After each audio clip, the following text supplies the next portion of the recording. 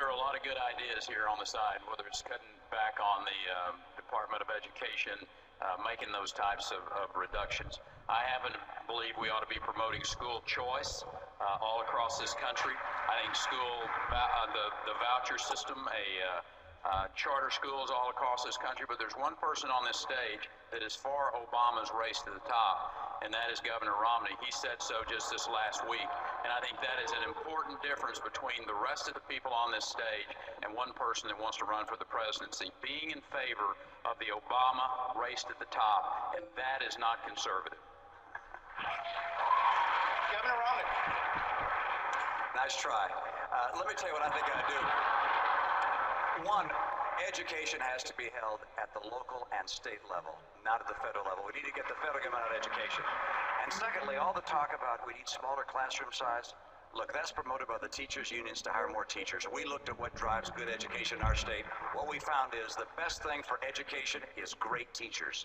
Hire the very best and brightest to be teachers, pay them properly, make sure that you have school choice, test your kids to see if they're meeting the standards that need to be met, and make sure that you put the parents in charge. And as president, I'll stand up to the national teachers' unions. Governor Romney, I want to give you more time.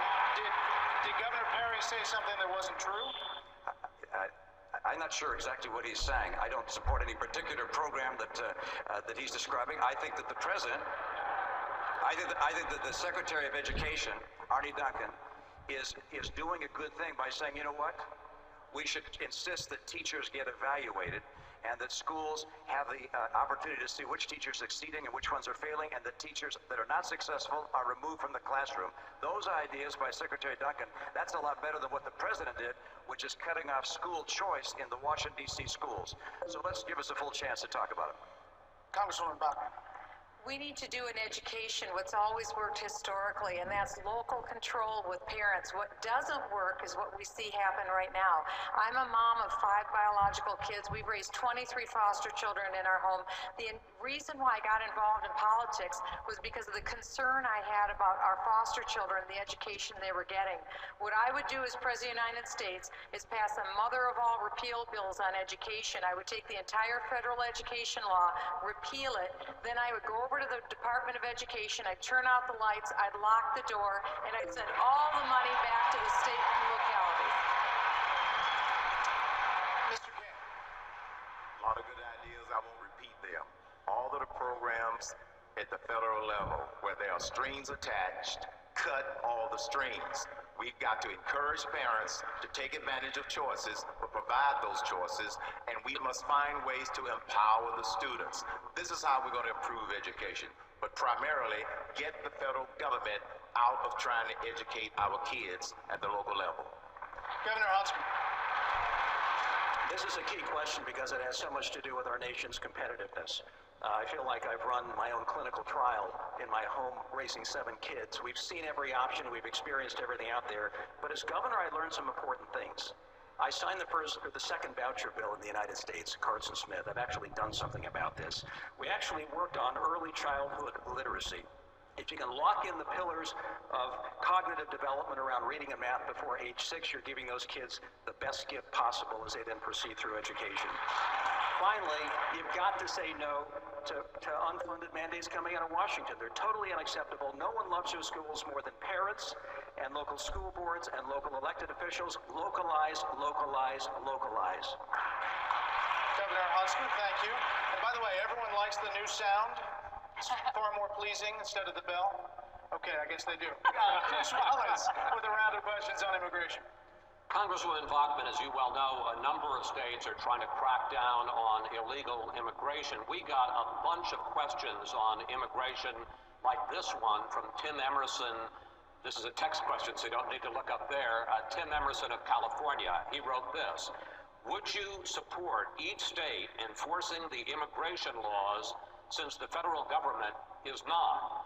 Congresswoman, could you answer Tim's question? And if your answer is yes, how do you square that with the Constitution, which says that Congress has the power to establish a uniform rule of naturalization?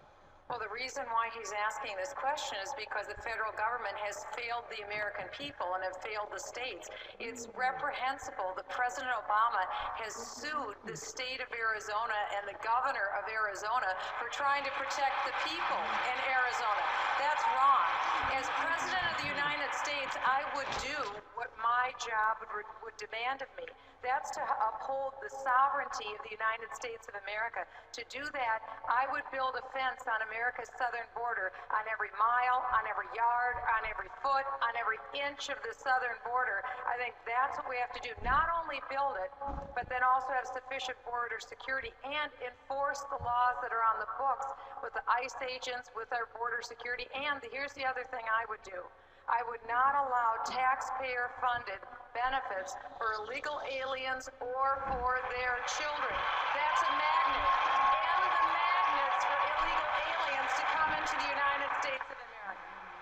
Congresswoman, thank you, and we're going to get back to that issue in a moment. But first, Speaker Gingrich, as you well know, there's a debate going on in Congress right now about whether or not to make all employers, all businesses use E-Verify, a government database, to check whether or not new hires are legal. Now, some Tea Partiers object to that idea because they say it would turn small businessmen into immigration agents. But Kristen Williamson of the Federation for American Immigration Reform sent this question. Please look at it. Kristen Williamson, the Federation for American Immigration Reform. Struggling U.S. workers continue to compete with millions of illegal aliens.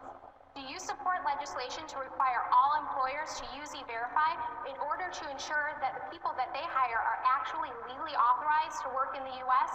And will you impose penalties against employers who continue to hire illegal workers? The question, Mr. Speaker, is should employers be required to use E-Verify? Well, let me say, first of all, I think that we'd be far better off to outsource E-Verify to American Express, MasterCard, or Visa, because they actually know how to run a program like that without massive fraud. Second, the program should be as easy as swiping your credit card when you buy gasoline. And so I would ask of employers, what is it you would object to in helping the United States of America in dealing with a problem involving illegal immigration? But in addition, I want to reinforce what Congressman Bachmann said. I strongly favor 100% control of the border, and I strongly favor English as the official language of government.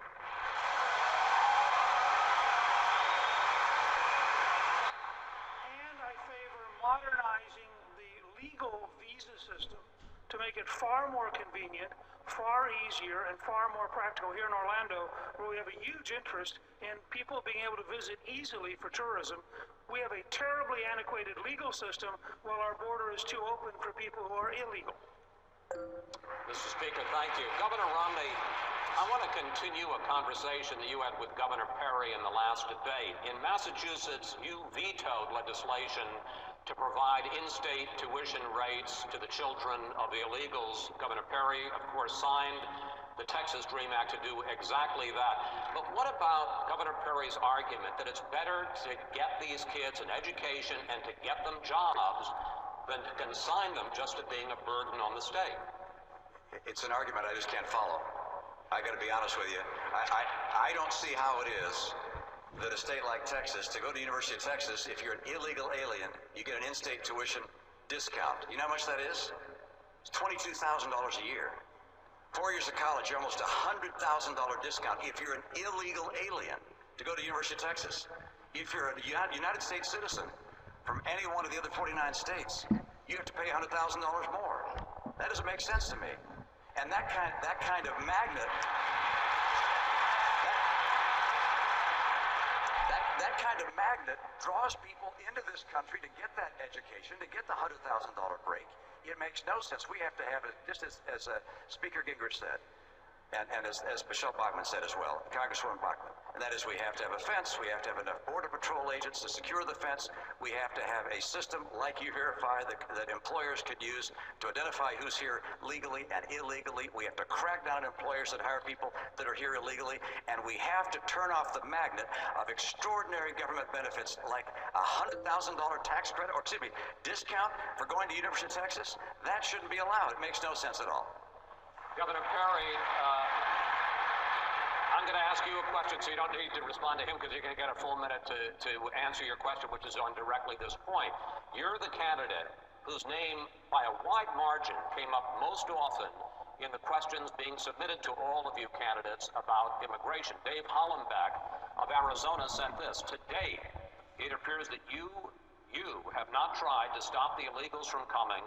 We have high unemployment and a considerable amount of jobs going to illegals.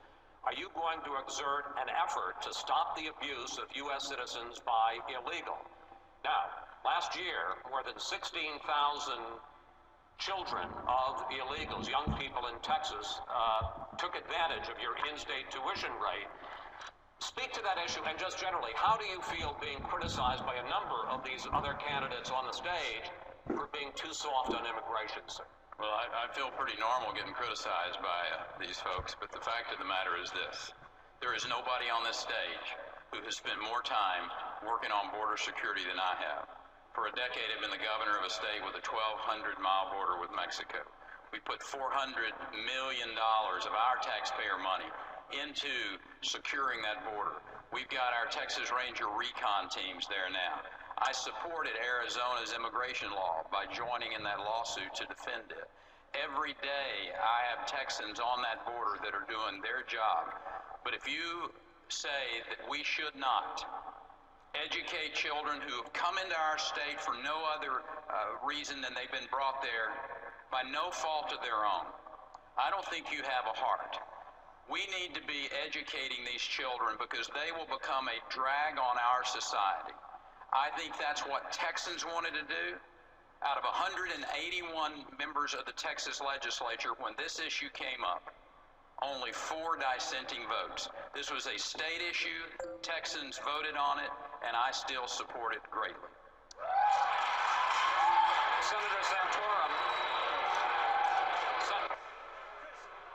Senator Santorum, you don't need to butt in because I'm about to ask you questions on this exact issue. You say that Governor Perry's opposition to